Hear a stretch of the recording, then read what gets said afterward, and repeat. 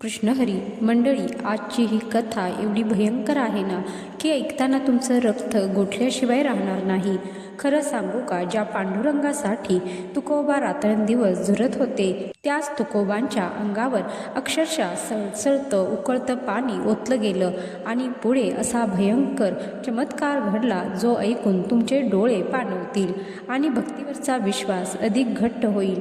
काय आहे ती कथा, चला तर जाणून घेऊया. लोह गावामध्ये शिवबा कासार नावाचा एक माणूस राहत होता. हा शिवबा सुरुवातीला विठू माऊलीचा भक्त नव्हता. हो, तो फक्त आपल्या संसारात आणि पैशाच्या व्यापारात मग्न असायचा. ज्या ज्या ठिकाणी तुकोबा कीर्तनाला असायचे तिथे कोणीतरी या शिवबाला बळजबरीने घेऊन जायचं. पण तो थोडा वेळ बसायचा आणि कीर्तनातून उठून जायचा. पण त्याच्या कानावर ही बातमी पडली होती की तुकोबांच्या भक्तीत अलौकिक सामर्थ्य आहे आणि त्यांनी एका गरीब ब्राह्मणाला चक्क लोखंडाचं सोनं करणारा खडा दिला आहे. ही बातमी ऐकून शिवबाच्या मनात लोभ निर्माण झाला. बघा ना, माणसाचं मन कसं असतं. याच लोभापायी का होईना शिवबा तुकोबांच्या कीर्तनाला रोज जाऊ लागला आणि हळूहळू त्याला भगवंताच्या नामस्मरणाची गोडीच लागली. शिवबानं तुकोबांच्या सांगण्यावरून व्यापार सुरू केला आणि त्यातही त्याला तुकोबांच्या कृपेने मोठा चमत्कार पाहायला मिळाला. त्यांनी पाठवलेल्या साध्या रुपयांची चक्क शुद्ध चांदी झाली होती. हा चमत्कार पाहून शिवबा पूर्णपणे बदलून गेला. तो धावत तुकोबांच्या चरणी आला. त्याला समजलं की ही सगळी पांडुरंगाची आणि तुकोबांचीच कृपा आहे. तिथून पुढे संसारातलं त्याचं लक्ष उडालं आणि तो अखंड हरिनामात दंग राहू लागला. तो रोज टाळ वाजवत कीर्तनात मग्न असायचा. पण खरी अडचण तर इथूनच सुरू झाली, कारण शिवबाची पत्नी अत्यंत क्रूर आणि लोभी स्वभावाची होती. आपला नवरा संसारात लक्ष न देता आता तुकोबांच्या नादी लागला आहे हे पाहून तिच्या अंगाची लाही लाही झाली आणि तुकोबांबद्दल भयंकर द्वेष तिच्या मनात निर्माण झाला. असा हा शिवबा आता तुकोबांच्या कीर्तनात रंगून गेला होता. त्याच्या मुखातून अखंड जय जय राम कृष्ण हरी असा नामघोष चालू असायचा. पण इकडे घरामध्ये त्याची पत्नी मात्र रागाने जळत होती. तिच्या मनामध्ये सारखा एकच विचार यायचा की जसे हे तुकाराम महाराज आपल्या गावात आले आहेत तसं माझ्या संसाराचं पूर्ण वाटोळं झालं आहे. माझा नवरा आधी गुण्यागोविंदाने संसार करत होता, व्यापार करत होता, पण आता तो पूर्णपणे तुकोबांच्या नादाला लागला आहे. या पत्नीच्या डोक्यात असा भयंकर विचार आला की आता काहीही झालं तरी या तुकोबाला मी जिवंत सोडणार नाही. याला मी धडा शिकवणारच आणि माझ्या संसारातून त्याला कायमचं संपवणार. तिने तिच्या मनात एक अत्यंत भयंकर असा डाव रचला. तिने फक्त एका संधीची वाट पाहिली आणि एक दिवस शिवबा काही कामासाठी बाहेरगावी गेला. शिवबा घरात नाही हे पाहून तिने आपल्या दुष्ट भेद पूर्ण करण्याचा ठरवलं. ती तडक तुकोबांकडे गेली आणि अत्यंत खोटं गोड बोलून तिने संत तुकाराम महाराजांना आपल्या घरी जेवणाचं आमंत्रण दिलं. तुकोबा किती भोळे आणि निष्पाप होते. त्यांच्या मनात पांडुरंगाशिवाय दुसरा कुठलाच विचार नव्हता. त्यांनी सहज होकार दिला. हसत मुखाने म्हणाले, चला मी येतो.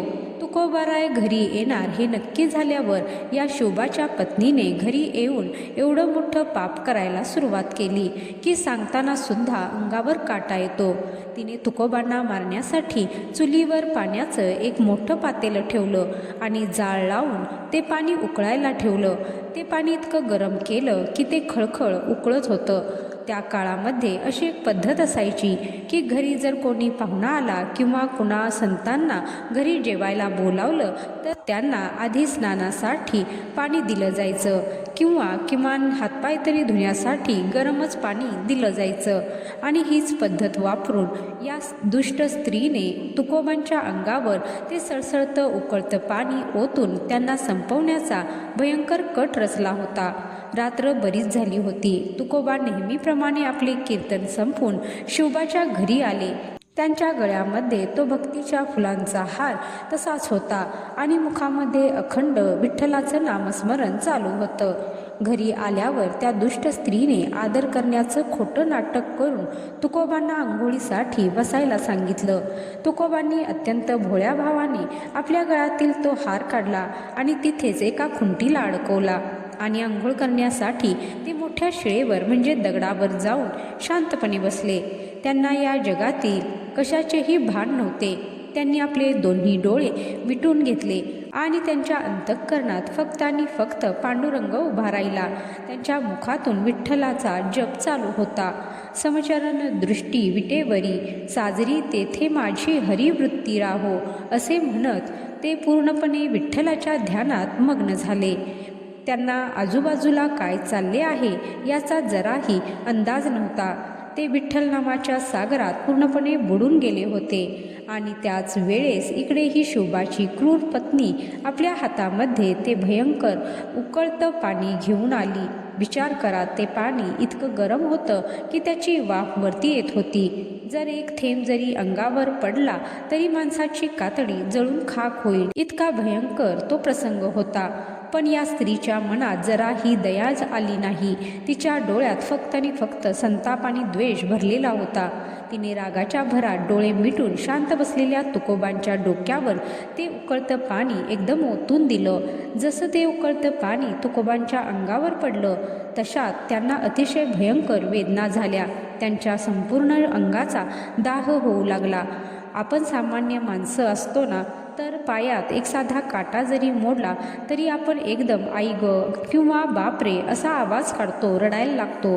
पण तुकोबा या सगळ्याच्या पलीकडे होते. अशा भयंकर वेदना होत असताना सुद्धा त्यांच्या मुखातून आई किंवा बापाचं नाव आलं नाही किंवा त्यांनी त्या क्रूर स्त्रीला एकही वाईट शब्द बोलला नाही.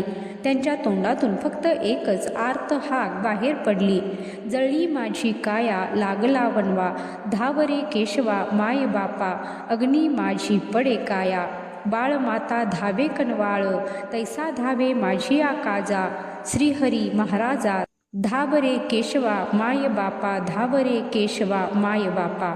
अशी हृदयाला पीळ पाडणारी हाक तुकोबांनी मारली. त्यांनी कुणाला शिव्या दिल्या नाहीत की दोष दिला नाही. त्यांनी फक्त आपल्या विठ्ठलाला हाक मारली की हे पांडुरंगा, तूच आता धावून ये आणि मला या भयंकर संकटातून वाचव. ही हाक इतकी आर्त होती की साक्षात वैकुंठात बसलेल्या विठ्ठलाचे सिंहासन सुद्धा हादरले असावे. पुढे जो चमत्कार झाला तो तर प्रत्येक भक्ताने ऐकण्यासारखा आहे. तुकोबांची ती आर्त हाक ऐकून साक्षात वैकुंठाचा राणा कसा धावून आला आणि त्याने काय चमत्कार केला हे आपण आता पाहणारच आहोत. पण त्याआधी जर या क्षणी तुमच्याही काळजाला पीळ पडला असेल आणि डोळ्यांच्या कडा ओलावल्या असतील तर क्षणभर थांबा आणि कमेंटमध्ये जय हरी विठ्ठल नक्की लिहा. तर पाहूया पुढे काय घडला तो अद्भुत चमत्कार. इकडे लोह गावामध्ये तुकोबांच्या डोळ्यावर ते खळखळते आणि सळसळते पाणी पडत होते आणि तिकडे पंढरपूरमध्ये उभ्या असलेल्या पांडुरंगाला त्याचे चटके बसत होते. कारण विठ्ठल हा भक्तांच्या हृदयाचा स्वामी आहे. भक्तांच्या डोळ्यातून पाणी आलं तर देवाचंही काळीज फाटतं. ज्या क्षणी तुकोबांच्या मुखातून ती आर्त हाक बाहेर पडली, धाव रे केशव माय बापा, त्याच क्षणी अखंड सृष्टीचा मालक विठ्ठल आपल्या भक्ताच्या रक्षणार्थ धावून आला आणि क्षणात असा एक चमत्कार घडला जो पाहून त्या क्रूर पत्नीचे डोळे भीतीने आणि आश्चर्याने विस्पारले गेले.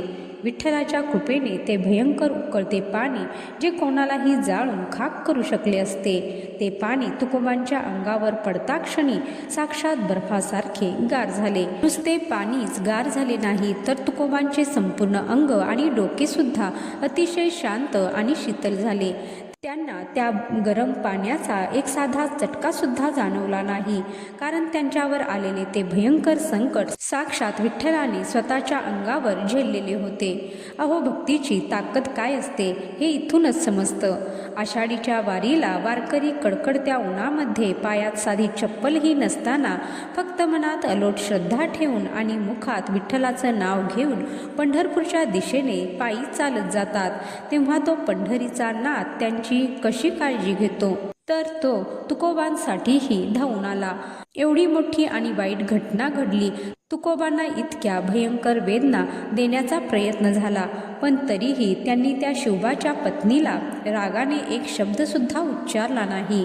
जर त्यांच्या जागी दुसरं कोणी सामान्य माणूस असतं तर नक्कीच काठी घेऊन तिला मारायला धावला असता किंवा रागाच्या भरात तिला भयंकर शाप दिला असता.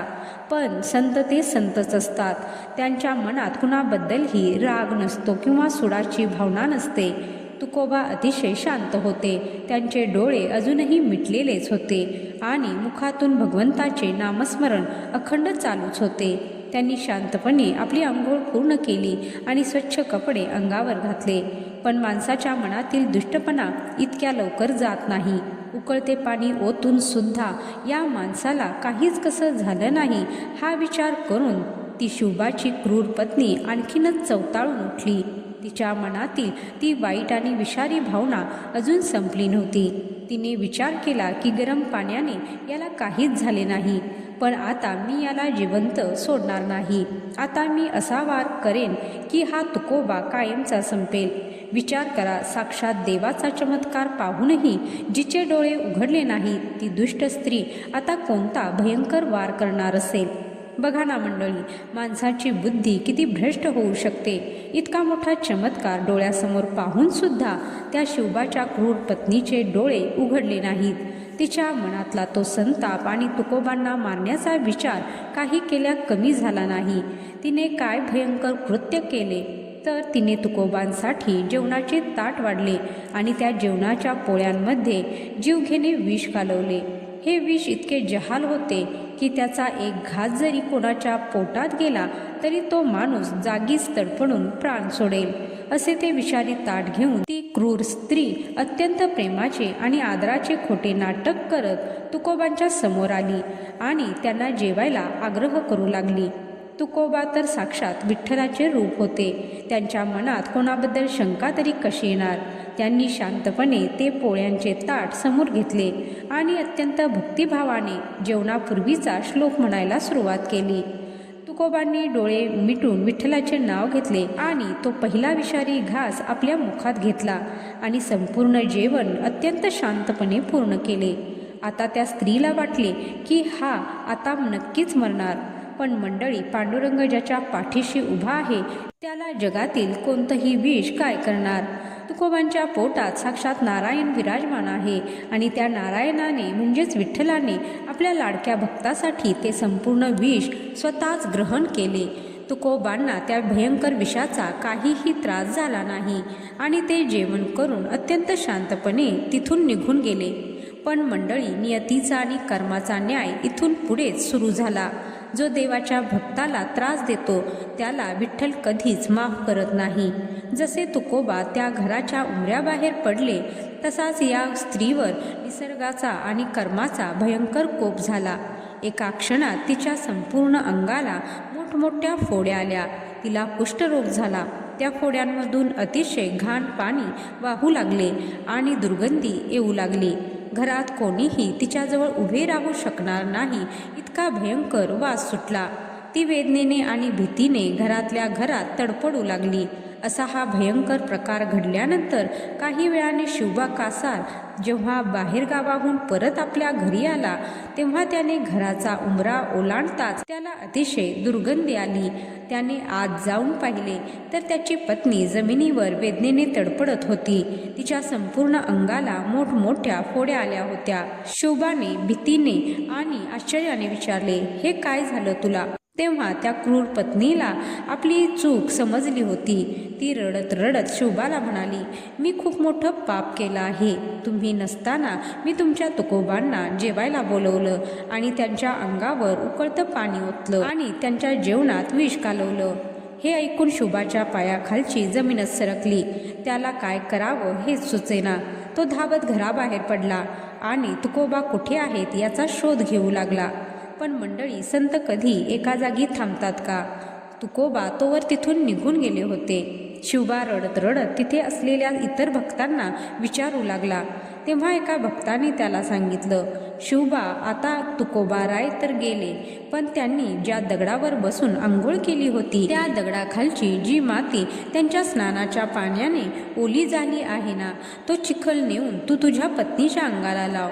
तुकोबांच्या चरणस्पर्शाने नक्कीच तुझी पत्नी बरी होईल.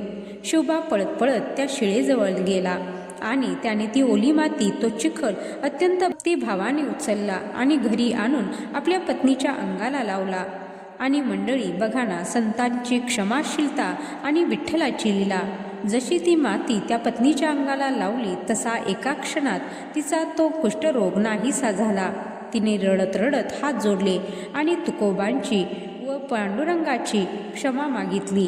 तर मंडळी, या सत्य घटनेतून आपल्याला हे शिकायचं आहे की जो खऱ्या मनाने भगवंताची भक्ती करतो त्याच्यावर आलेलं संकट भगवंत स्वतः घेतो आणि जो देवाच्या भक्ताला त्रास देतो त्याला उलटा त्रास होतो.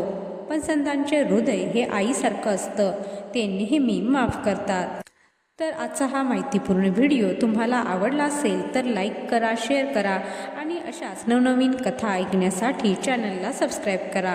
व्हिडिओ शेवटपर्यंत पाहिल्याबद्दल धन्यवाद. रामकृष्ण हरी. जय हरी विठ्ठल.